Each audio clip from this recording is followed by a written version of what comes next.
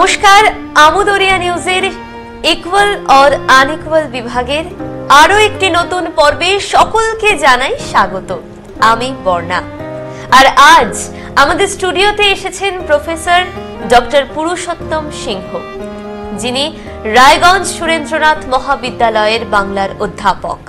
বাংলা সাহিত্যের দুনিয়ায় তিনি একজন নিবিড় গবেষক, প্রাবন্ধিক, অনুসন্ধানী পাঠক বলেই বিশেষ পরিচিত। এই বিশিষ্ট অধ্যাপকের 10টি বই প্রকাশিত হয়েছে, আর তার প্রকাশিত প্রবন্ধের সংখ্যা 200টিরও উপরে। নমস্কার স্যার, আমাদের স্টুডিওতে আপনাকে স্বাগত।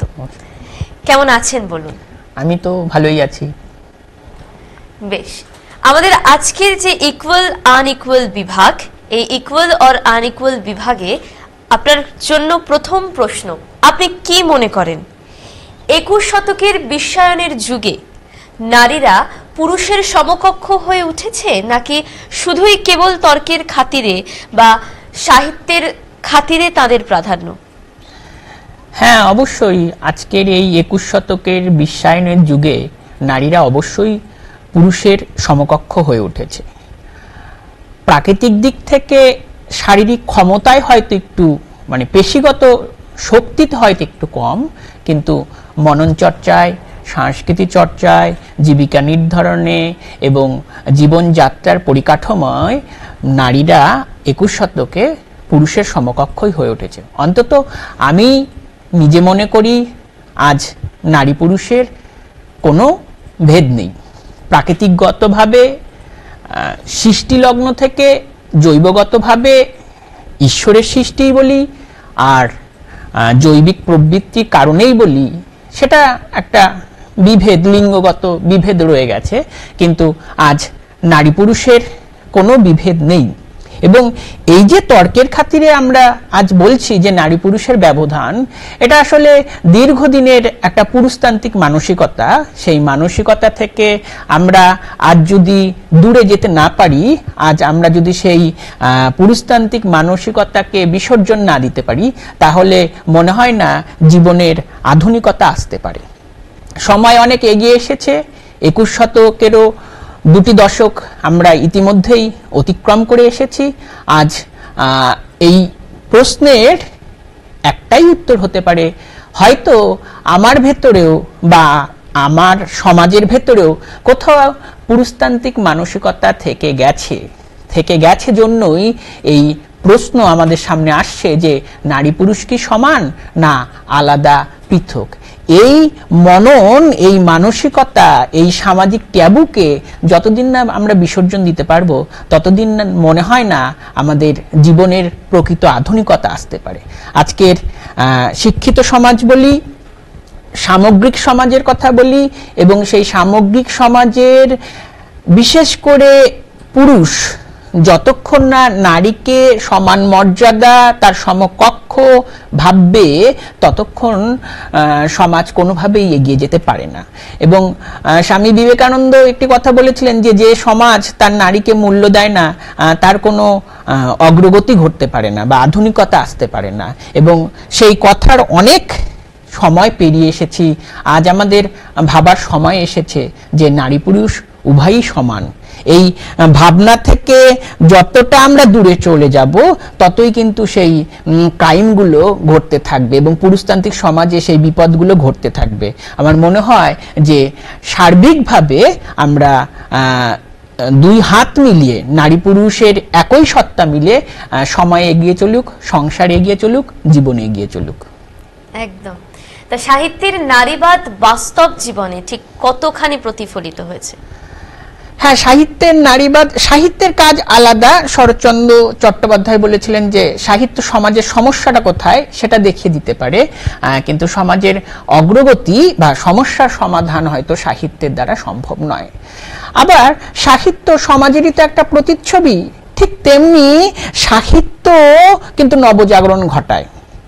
নবজাগরণে সাহিত্যের বিশেষ ভূমিকা থাকে। শুধু সাহিত্য নয়, শিক্ষারই একটা ভূমিকা থাকে, চেতনারই একটা ভূমিকা থাকে।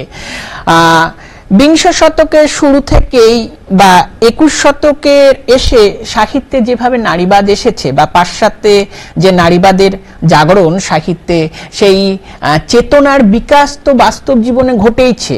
এবং শুধু বাস্তব জীবনের ক্ষেত্রে প্রথাগত শিক্ষা অশিক্ষার ব্যাপার নয়, যে কোনো পাঠই, যে কোনো সাহিত্যই হোক বা যে কোনো গ্রন্থ পাঠই মানুষকে একটা চেতনার আলোয় নিয়ে যায়।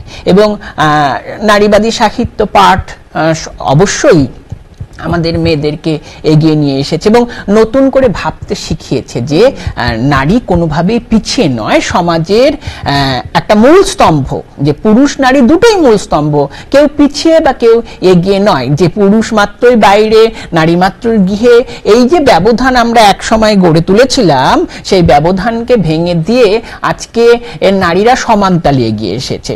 এবং আজকের রাস্তাঘাটে পথে বা সময়ে সমাজে যে আমরা নারীদের প্রগতিশীলতা নানাভাবে দেখতে পাচ্ছি, নানা প্রতিরোধের ক্ষেত্রে, নানা দ্রোহের ক্ষেত্রে, সেটা তো অবশ্যই সাহিত্য রাজনীতি সবকিছুরই অবদান। এবং বিশেষ করে সাহিত্যের বদলে আমি বলতে চাই যে গ্রন্থ পাঠেরই অবদান।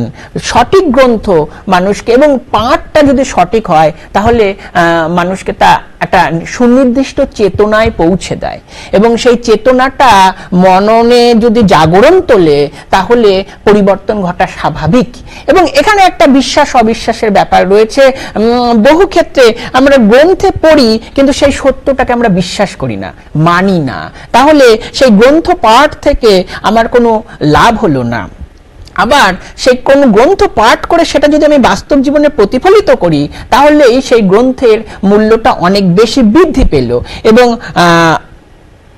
এই ক্ষেত্রে দেখা যাবে যে কেউ কেউ সেটা বাস্তবে প্রয়োগ করছে, কেউ কেউ বাস্তবে আবার সেই আটপৌর ও গৃহসজ্জাতেই রয়ে গেছে, কিন্তু সাহিত্যের ক্ষেত্রে সেটা পড়ছে কিন্তু প্রয়োগ করছে না।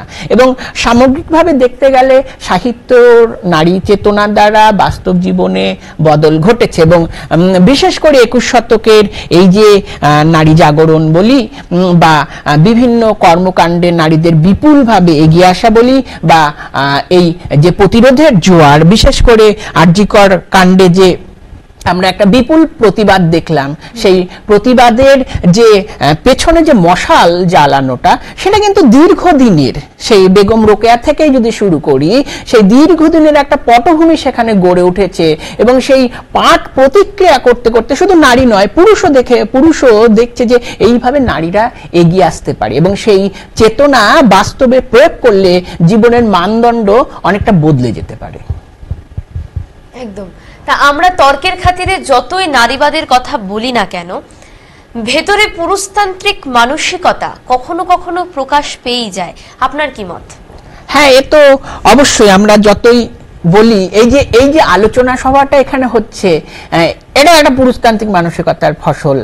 কখনোই কিন্তু আমরা বলি না যে পুরুষ অচ্ছুত, পুরুষ অপাঙ্ক্তেয়, সবসময় নারীকে আমরা মানে একটা পিছনে ফেলে রেখেছি।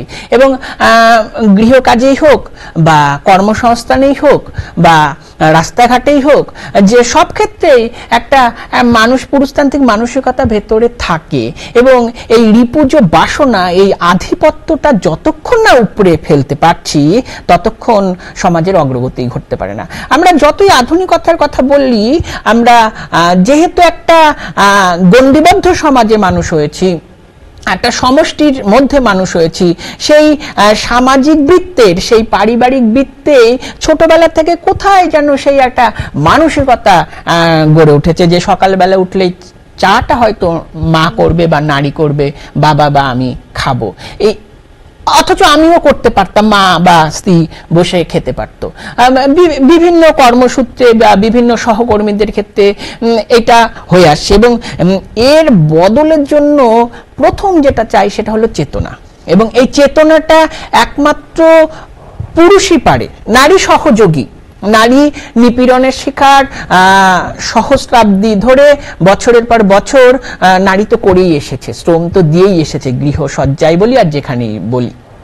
পুরুষই এই পরিবর্তনটা ঘটাতে পারে যদি নারীকে তার সহযোগী ভাবে। নারী হিসেবে নয়, সমকক্ষভাবে নারীকে যদি তার সহযোদ্ধা ভাবে, যে দুয়ে মিলেই আমরা এগিয়ে যাব, দুয়ে মিলেই আমরা জীবনের মানদণ্ড গঠন করব, তাহলে এই কাজটা নারীর, এই কাজটা পুরুষের, এই ভাগ ভেঙে দিয়ে যদি মিলিত অগ্রগতিতে, এবং সেক্ষেত্রে ভাঙনটা বড় জরুরি। এবং ছোটবেলা থেকেই যে ধারণাগুলোর মধ্যে আমরা বড় হয়েছি, যে সামাজিক ট্যাবুগুলো ধারণা হয়েছে, যে ছেলে মানে এই কাজগুলো, ছেলে মানে ফুটবল খেলবে, রাস্তায় ঘুরে বেড়াবে, মেয়ে মানে ঘরে থাকবে, এই যে সামাজিক ট্যাবুগুলো, এই সামাজিক ট্যাবুগুলো প্রথমে ভাঙন জরুরি। এবং এখানে একটা প্রশ্ন চলে আসে যে ভাঙনটা কিভাবে গড়ে উঠবে। আমি এসব কথা বলছি, কিন্তু আমি যে পরিবারে মানুষ হয়েছি, আমার বাবা মা ঠাকুরদারা, তারা সেই সামাজিক ট্যাবুটাকে মেনে এসেছে, এবং তার পরবর্তী প্রজন্ম হিসেবে আমার কাজ হবে এই সামাজিক ট্যাবুগুলোকে ভেঙে ফেলা। এবং আমি মনে মনে যেটা বিশ্বাস করি, আমার বন্ধু বান্ধবদের বলি, আমার যদি কন্যা সন্তানের জন্ম হয়, প্রথমেই আমি তাকে এই সামাজিক ট্যাবুগুলোকে ভেঙে দেখিয়ে দেবো যে এইগুলো বিশ্বাসের প্রয়োজন নেই, এইভাবে স্বাধীন চেতনায় তুমি বাঁচো, তারপর জীবনে যা হয় হবে। একটা ছেলেরও যা হতে পারে, মেয়েরও তা হতেই পারে, সেটা নিয়তিই বলছি না। জীবনের ক্ষেত্রে যে কোনো ঘটনা যে সময় কোনো সময় ঘটতেই পারে। দর্শনের সংজ্ঞা হিসেবে কার্যের কারণ থাকবে, তা তো অবশ্যই অলৌকিকভাবেও কিছু ঘটে যেতে পারে, যেটাকে আমরা দুর্ঘটনা বলি, আরো কিছু। কিন্তু যেটা মূল কারণ হবে, একটি মেয়ে হিসেবে বড় হয়ে উঠছে, এই যে সামাজিক ধারণাটা, এই ধারণাটা জন্মের সূচনা লগ্ন থেকেই ভেঙে দেওয়া। তাহলে আর এই পুরুষতান্ত্রিক সমাজ থেকে এবং মেয়েদের ক্ষেত্রে যেটা আমাদেরকে বলা হলো যে পুরুষতান্ত্রিক সমাজ কতটা মানসিকতা প্রকাশ পেয়ে যায়, সেই মানসিকতাটা ছোটবেলা থেকে ভেঙে দেওয়া। এই ট্যাবুটাকে ভেঙে দিলেই মনে হয় যে সমাজের ক্ষেত্রে একটা বৈষম্যমূলক আচরণ দূর হবে এবং একটা সাম্য স্বাধীনতার সংগঠিত সমাজ গড়ে উঠবে। একেবারে। তা এই সময় সরকারি এবং বেসরকারি এই যে ক্ষেত্রগুলো রয়েছে, তো সেই ক্ষেত্রগুলিতে বিশেষ করে চাকরির ক্ষেত্রে পুরুষের তুলনায় আজও নারীর সংখ্যা কিন্তু অনেকটাই কম। সেটাও কি পুরুষতান্ত্রিক মানসিকতার জন্য? এটা অর্ধ সত্য।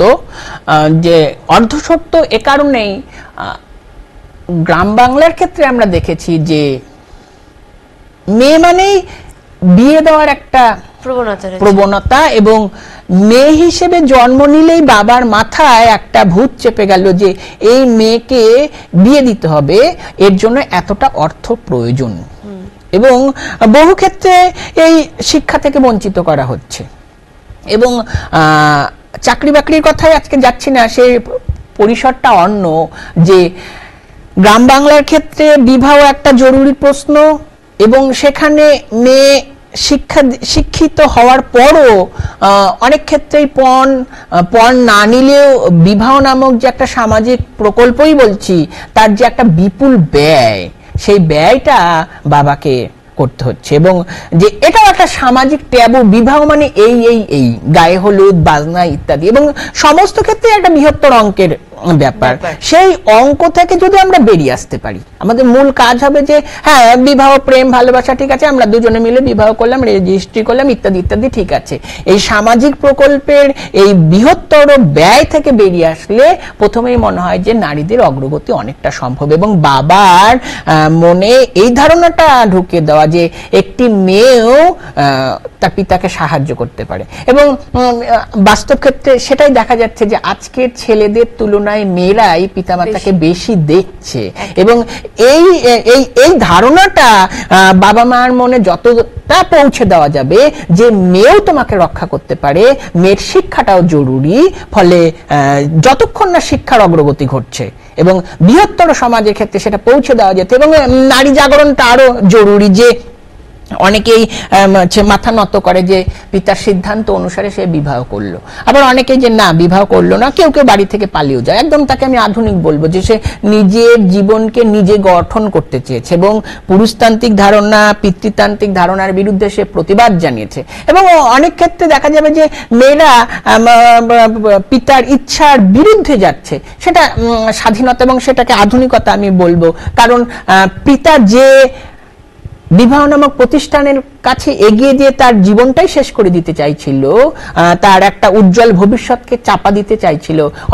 অনেকেই সেটাকে ভেঙে দিয়ে বেরিয়ে এসেছে এবং এটা অবশ্যই পুরুষতান্ত্রিক মানসিকতা কিছুটা নির্ভর করে এবং এক্ষেত্রে কিন্তু মেয়েদেরকে বড় ভূমিকা নিতে হবে এবং মেয়েদের থেকেও বড় যেটা হতে হবে, মাতাকে বড় ভূমিকা নিতে হবে। এইটা কিন্তু মনে রাখতে হবে, মাতাও একজন মেয়ে, অর্থাৎ একটি বাচ্চা মেয়ে বা ভবিষ্যতের মেয়ে কন্যাকে মাতা যেন পিছিয়ে না দেয়।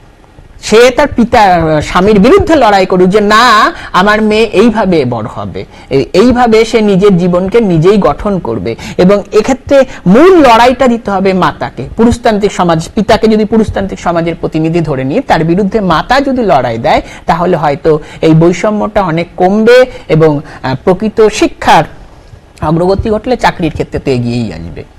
একেবারেই তাই। তা প্রান্তিক নারীরা অনেক এগিয়ে এসেছেন। নারী জাগরণের ক্ষেত্রে একজন পুরুষ হিসেবে আপনি কোন পথগুলিকে নির্দেশ করবেন? হ্যাঁ, প্রান্তিক নারীরা অনেক এগিয়ে এসেছে। জেলায় জেলায় বিশ্ববিদ্যালয় হয়েছে, স্কুল কলেজের সংখ্যা অনেক বৃদ্ধি পেয়েছে। একটি ছোট্ট অভিজ্ঞতার কথা বলি, আমি যখন গৌড়বঙ্গ বিশ্ববিদ্যালয়ে পড়ি তখন একজন অধ্যাপক বলেছিলেন যে এই বিশ্ববিদ্যালয়ে সবচেয়ে বেশি মুসলিম মেয়েরা পড়ে। তার একটাই কারণ যে যেহেতু ওই এলাকা দিয়ে, আমি কোনো ধর্মীয় কথা বলছি না, আমি এখানে নির্দেশ দিচ্ছি যে একটা বিশ্ববিদ্যালয় হয়েছে জন্য সেই অঞ্চলের মেয়েরা পড়তে পারছে, নারী জাগরণ ঘটছে এবং শিক্ষার বিবর্তন ঘটছে, শিক্ষার প্রসার ঘটছে। এবং যে প্রশ্নটা যে প্রথমেই শিক্ষা জরুরি এবং নানা প্রকল্প কিন্তু চলে আসে, এক্ষেত্রে একটা জরুরি কথা যে আমরা সরকারের যতই বিরোধিতা করি, এই সরকার কিন্তু অনেক প্রকল্প দিয়েছে যেগুলি গ্রাম বাংলার মানুষের ক্ষেত্রে অনেক সুবিধা করেছে, অন্তত পড়াশোনার ক্ষেত্রে। আজ থেকে 20 বছর 25 বছর আগে কারো ইচ্ছা থাকলেও সে পড়াশোনাটা চালাতে পারতো না শুধুমাত্র অর্থের জন্য। এখন সেই সমস্যাটা কিন্তু কেটেছে এবং প্রথম পথ যে শিক্ষা ছাড়া কিছু হবে না। এবং একজন মেয়েকে যেটা জরুরি, সামাজিক ট্যাবুগুলোকে ভেঙে দেওয়া। যে আমি বিশ্বাস করি না আমার হাতে তামার আংটি বা সুতা ইত্যাদি, মেয়ে মানেই বড় চুল, মেয়ে মানেই এই পোশাক, সে সভ্য ভব্য পড়েছে না কিনা, রুচিশীল কিনা সেইটা হতে পারে, মেয়ে মানেই বড় চুল ইত্যাদি ইত্যাদি, সেই যে সামাজিক ট্যাবুগুলো ভেঙে দেওয়া এবং প্রথম থেকেই স্বাধীনতায় বিশ্বাসী হওয়া। যেমন একটি ছেলে প্রথম থেকেই সে বুঝে যায় যে পরিবেশে মানুষ হচ্ছে, যে আমি বেশ একটু স্বাধীনই চলছি, আমি এখানে সেখানে যেতে পারি। একটা মেয়েও যেন সেই স্বাধীনতায় বিশ্বাস রাখে এবং পিতৃতান্ত্রিক ধারণা থেকে, পরিবারতান্ত্রিক ধারণা থেকে সে যেন খুব সহজেই বেরিয়ে আসে। হ্যাঁ, বিপদ অনেক ঘটবে, আটকে দেওয়া হবে, বন্ধন থাকবে, তবুও তার যেন চোখের বিদ্রোহটা, তার যে দম্ভটা, সেটা যেন বজায় থাকে। এবং সমস্ত ক্ষেত্রে যেটা জরুরি, শিক্ষা ছাড়া এগিয়ে যাওয়ার কোনো পথ নেই। এবং সেটা প্রকৃত শিক্ষা এবং শুধুমাত্র গ্রন্থ পাঠ নয়, জীবনের ক্ষেত্রে প্রয়োগ করা, যে এইটা আমি পড়লাম এবং জীবনের ক্ষেত্রে প্রয়োগ করে এটা আমি বিশ্বাস করি, এটা মানি। যতক্ষণ না সেই দর্শনের সত্য, গ্রন্থের সত্য আমি জীবনে প্রয়োগ না করতে পারছি, আমার কোনো চেতনা গড়ে উঠতে পারে না। আর সুনির্দিষ্ট চেতনা ছাড়া কোনো কিছুই একজন ব্যক্তিকে একটি সুনির্দিষ্ট পথে এগিয়ে দিতে পারে না। বাহ, সামাজিক ট্যাবু ভাঙতে আজকের নারীরা কতটা অগ্রসর বলে আপনার মনে হয়? হ্যাঁ, আজকের নারীরা 21 শতকের এই বিশ্বায়নের যুগে নারীরা তো অনেকটাই অগ্রসর হয়েছে এবং তারা বিবিধভাবে সামাজিক ট্যাবু ভেঙে এসেছে এবং এটা খুব আশার কথা এবং এটা খুব আনন্দের কথা। আমি মনে প্রাণে চাইছি এবং ওই পাশ থেকে যারা দেখবে সেই সব মহিলা নারীদেরকে এবং আমার ভাতা ভগ্নী বোন দিদি যাই থাকুক না, তাদেরকে আমি করজোড়ে বলছি যে সামাজিক ট্যাবুগুলোকে ভেঙে দিন এবং যেটা আপনি পালন করছেন, বিশ্বাস করছেন, তার যুক্তি খুঁজে বের করুন। যে আমার চুলটা ছোট কি বড়, কি যুক্তি আছে, প্রয়োজন আছে কি প্রয়োজন নেই। যদি প্রয়োজন হয় তাহলে রাখুন, যদি প্রয়োজন নেই তাহলে বাদ দিন। আমি এই মানে একটা বিয়ে বাড়ি মানেই শাড়ি বা কোনো একটা অনুষ্ঠান মানে শাড়ি প্রয়োজন আছে কিনা, এবং এটার জন্য একটা দর্শনের প্রয়োজন যে বিশ্বাস আমি মানি না। এই বিশ্বাসটা যতক্ষণ না আসে ততক্ষণ কিছু হবে না। এবং আজকের 21 শতকের মেয়েরা বাঙালি জীবনের যে সামাজিক ট্যাবু, সেই শাখা সিঁদুর শাড়ি যাই হোক, ব্রত আচার পালন প্রচুর পরিমাণে ভেঙে এসেছে। আমি চাই আরো ভাঙুক। আমি নিজেও সেসব বিশ্বাস করি না, কারণ তার কোনো বৈজ্ঞানিক ভিত্তি নেই, তার কোনো যথার্থ ভিত্তিই নেই। যে এই যে স্বামীর মঙ্গল কামনায় উপোস বা ইত্যাদি ইত্যাদি, এই যে বিভিন্ন পূজা আচারে লৌকিক ব্রত টত, তার কোনো বৈজ্ঞানিক ভিত্তি নেই। কেন পালন করছো? এবং যতক্ষণ না তুমি সেটা ভেঙে আসছো, তোমার আধুনিকতা কোনোভাবেই প্রতিষ্ঠা হচ্ছে না। এবং যতই তুমি পশ্চিমী পোশাক পরো, যতই তুমি আধুনিক পোশাক পরো, তোমার মনের ভেতর যদি সেই বোধটা না গড়ে ওঠে, মনের ভেতর যদি সেই তন্ত্রমন্ত্র সংস্কার থেকে যায়, তাহলে আধুনিকতা আসবে না। এবং এই ট্যাবু ভাঙতে এখানে কিন্তু পুরুষতান্ত্রিক সমাজের আর কোনো অবদান নেই। এটা ভাঙতে পারে একমাত্র নারী, যে আমি বিশ্বাস করি না, আমি মানলাম না, একেবারেই তাই, করবো না সেই হ্যাঁ, প্রতিবাদী। তার সাহিত্য নারীদের অবস্থান নিয়ে যদি কিছু বলেন। হ্যাঁ, সাহিত্যে নারীদের অবস্থান তো বিশেষ করে 21 শতকে বিশেষ গুরুত্বপূর্ণ। 20 শতকে থেকেই সাহিত্যের নারী জাগরণ দেখা দিয়েছে। 20 শতকেই আমরা অনেক নারী লেখিকাদের পেয়েছি, সেই জ্যোতির্ময়ী দেবী, সরলা দেবী, স্বর্ণকুমারী দেবী, মহাশ্বেতা দেবী, তো নবনীতা দেবসেন, কবিতা সিংহ, প্রচুর পরিমাণে। এবং মল্লিকা সেনগুপ্তের কথা বলতে হয়। এবং এটা কিন্তু একটা নারী জাগরণ ঘটিয়ে এসেছে। এবং কবিতা সিংহ, মল্লিকা সেনগুপ্ত, মহেশ্বেতা দেবী, নবনীতা দেবসেন, এরা আলপনা ঘোষ, এরা নারী জাগরণের কথা বারবার বলেছেন। এবং বিশেষ করে কবিতা সিংহ, মল্লিকা সেনগুপ্তের কথা বলতেই হয়। আমি তো মনে করি যে সমস্ত মেয়েদেরই মল্লিকা সেনগুপ্তের কবিতা পড়া উচিত। তাহলে দেখা যায় যে পুরুষতান্ত্রিক সমাজকে, এই পুরুষের রক্তচক্ষুকে সে কিভাবে আক্রমণ করছেন। এবং শুধু আক্রমণ নয়, বিধাতার সৃষ্টিকর্তা হিসাবে, আমি বিধাতার শব্দটি বললাম, যে বা জৈবিক প্রবৃত্তি হিসাবে মাতার গর্ভ থেকে সন্তানের জন্ম হয়, সে ছেলেও হতে পারে মেয়েও হতে পারে, দুজনেরই সমান অংশীদার, আমি কেন পিছিয়ে যাব? সেই চ্যালেঞ্জটা মল্লিকা সেনগুপ্তের চরিত্ররা বা মল্লিকা সেনগুপ্তের কবিতায় বারবার উদ্ভাসিত হয়েছে। 21 শতকে প্রচুর পরিমাণে মহিলা লেখক এসেছে। অহনা বিশ্বাসের কথা বলতে পারি, তন্নি হলদারের কথা বলতে পারি, অনিতা অগ্নিহোত্রীর কথা বলতে পারি। এরকম অনেক কথা বলা যায় যারা বিপুলভাবে নারীদের কথা বলছেন এবং প্রান্তিক অঞ্চলের পিছিয়ে পড়া নারীদের কথা বলছেন। আয়েশা খাতুনের কথা বলতে পারি, প্রান্তিক অঞ্চলে অহনা বিশ্বাসের লেখায় প্রচুর পরিমাণে আছে। এরকম বহু লেখিকার কথা বলা যায়। ইন্দ্রাণী দত্তের কথা বলতে পারি। এইরকম লেখিকাদের রচনায় আমাদের এই উত্তরবঙ্গ থেকে বহু লেখিকা আছেন যারা লিখছেন।